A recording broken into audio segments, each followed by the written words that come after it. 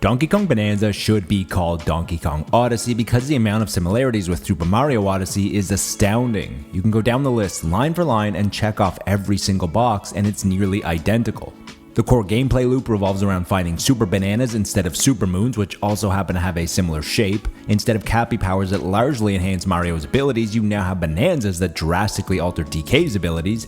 Each biome has multiple types of currency to collect, purchase cosmetics, and alter your character's appearance. The entire Void Cove villains are very forgettable and reminiscent of the Brutals. Music plays an integral role in the plot. The finale of the game is a massive tribute to the series. There is normal and assist mode, there are music tracks to collect around the world, you quickly move from biome to biome during the campaign. The list goes on, but did I forget to mention that I think Super Mario Odyssey is the best game from the Nintendo Switch generation and also happens to be the best 3D Super Mario of all time.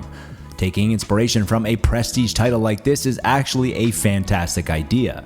In addition to how great the formula already was, using Donkey Kong's movement and destruction opens up a whole new world of possibilities. It might not reach the same heights as Super Mario Odyssey, and unfortunately it retains some of its shortcomings, but Donkey Kong Bananza is an experience unlike anything else.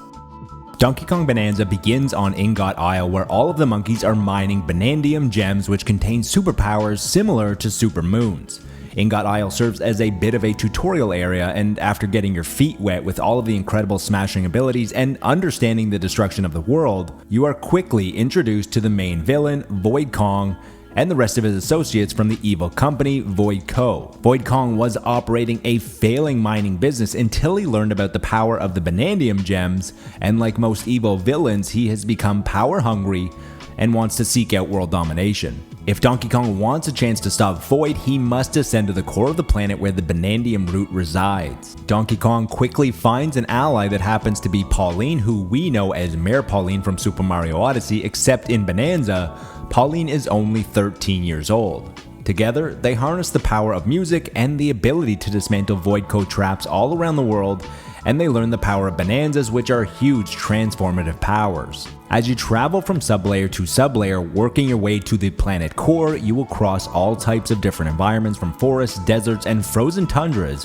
where you will slowly be granted the Bananza powers. The first Bananza you unlock is Kong Bananza, which is just a much bigger and enraged version of Donkey Kong, who now has the ability to smash through walls that were previously indestructible. There are a total of 5 different Bananzas in the game, and discovering what they are is half of the fun. The other half is learning how to embrace these new skills to complete objectives and harness the abilities to find previously inaccessible bananas. Before getting too far ahead, what makes Donkey Kong Bananza so magical is the destructibility of the world.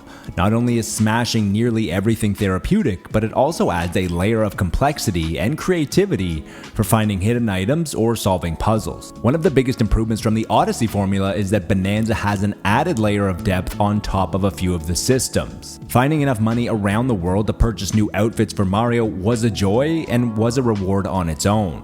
Bananza returns with the exact same system, but instead of just offering a cosmetic difference, they now provide stat bonuses such as getting more Bananza energy for smashing terrain or taking less damage from a certain element. This is an added incentive to find fossils and purchase different outfits in each biome. The other layer of depth came from collecting the Banandium gems. Instead of just collecting them, which was already a worthy reward on its own, especially completionists, they also help you unlock nodes on a skill tree, which feature over 30 different nodes to upgrade. As you travel from biome to biome, it becomes clear that just like in Super Mario Odyssey, the joy will come after the credits, as you are leaving so many hidden items unearthed as you follow the trail of evil to stop Void Kong. Donkey Kong Bananza is an incredible game, but it should have been one of the best of all time. The biggest issue that I have with Bananza is that it lacks true Donkey Kong personality and fails to showcase what has made this primate so beloved over the past 5 decades. There is a shortage of what made Donkey Kong iconic, such as the incredible soundtracks, as a lot of the songs in Bananza are slight variations of songs that we already heard in Odyssey in 2017. Some of the best Donkey Kong country levels are the ones that include swimming, but in Bananza, Donkey Kong can't swim, which is doubly surprising because it also played a huge role in Odyssey. In Odyssey, there were Koopas constantly in my face about racing, Luigi asking me to hide red balloons online, Captain Toad camping out and giving me hints, there's just so many constant reminders of the iconic characters of that series. In Bananza, you do encounter some familiar faces like Diddy, Dixie, and a few others, but they feel extremely underutilized. Similar to Odyssey, Bananza features co-op, but not only does it feel tacked on once again, but it also feels broken this time around, as the second player has the ability to spam explosives, which completely diminishes many of the challenging aspects of Bananza. Just like the Brutals, Void Kong, and the rest of Voidco were also very uninspired. Making matters worse, boss fights had major issues to begin with. Almost everyone was extremely easy and could be beaten on the first try, which usually just required spamming the smash button. Taking it a step further, they were often reused too many times as well. Almost every time you fought a boss, they would run away only to be seen again later in an evolved form, which led to an unsatisfying feeling during most boss fights. Before getting to the verdict, I wanted to say thank you for checking out this review. There are a lot of options out there, and I'm glad that you stopped here. If you did enjoy the content, likes, shares, and comments are extremely helpful, and if you want to see more, then subscribe. Video Games is a positivity-first outlet that believes gaming can and should be a force for good. We focus on making uplifting content with constructive discourse. Donkey Kong Bananza is the definition of a next-generation experience. It is doing something that isn't possible on the Nintendo Switch with near limitless destructibility of the environment and so much more.